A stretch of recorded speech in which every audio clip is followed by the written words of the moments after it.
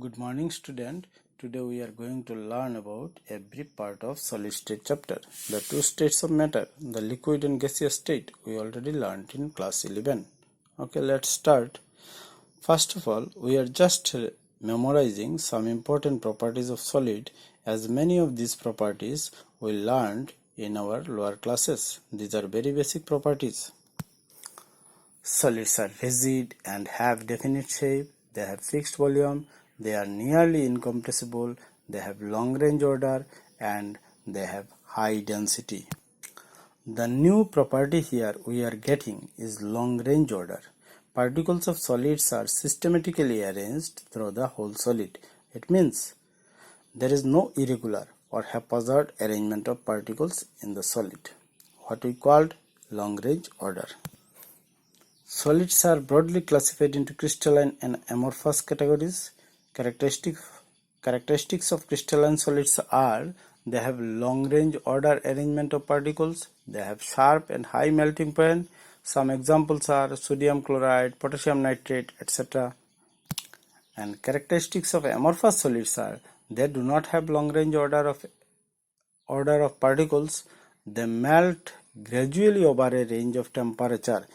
That is, they do not have any sharp point at which they melt. They are also called pseudo-solid or highly supercooled liquids. Examples are glass and rubber, etc. Another important characteristics is isotropy. Amorphous solid is isotropic while crystalline solid is anisotropic. Now, what is the isotropy? It is the same value of any property in all direction. It means that if we go through x or y or z direction, then any of the property such as melting point remain same. Now, classification of crystalline solids. Crystalline solids are classified into covalent solid, ionic solid, molecular solid, metallic solid. This classification is based on the nature of binding forces among the particles in the solid. As you seen here, the characteristics of different types of solids, here particularly constituent particles and binding forces are more important. You learn these as in covalent solid, constituent particle is atom and the binding forces is covalent bond. Like in molecular solid, constituent particle is molecule and binding forces is van der Waals forces. In ionic solid, covalent constituent particles are positive and negative ions and binding forces is electrostatic attraction. Now the term crystal lattice and unit cell. Crystal lattice or space lattice. Regular three-dimensional arrangement of points in space is called crystal. As you seen, the cube has particles at different position of the cube. This arrangement is crystal lattice. An unit cell is just like a brick in the wall, as brick on repetition form a wall.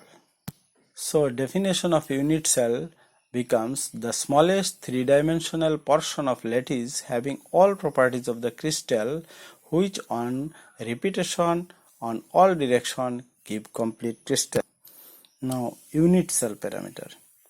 Unit cells are characterized by three distances A, B, C along three axes: length, breadth, height, and also characterized by three angles alpha, beta, gamma between the pair of edges as shown in the last image.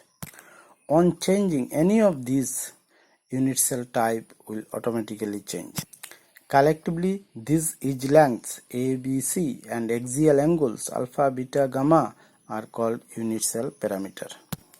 There are 7 types of crystal systems, which is based on the different combination of unit cell parameter. These are cubic, tetragonal, orthorhombic, monoclinic, rhombohedral, hexagonal and triclinic. They have different combination of edge length, they have different combination of axial angles as you seen in the screen. Now types of cubic crystal in the unit cell.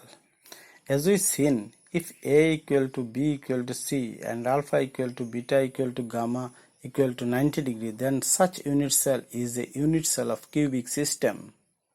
Now this type is further categorized into simple or primitive unit cell, BCC and FCC.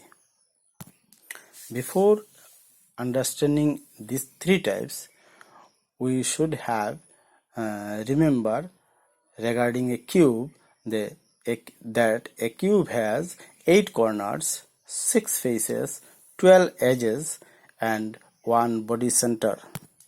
If a cube has particles only at the corners, now how many corners in a cube? There are 8 corners. Then it is simple or primitive cubic unit cell. And if a cube has one particle at the center of the body as well as 8 at corners, then it is known as body centered cubic. And if a cube has particles at the center of all faces, now how many faces in a cube?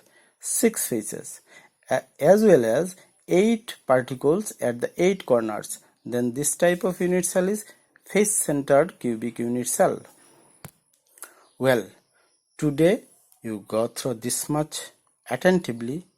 Meet you in next class. Thank you.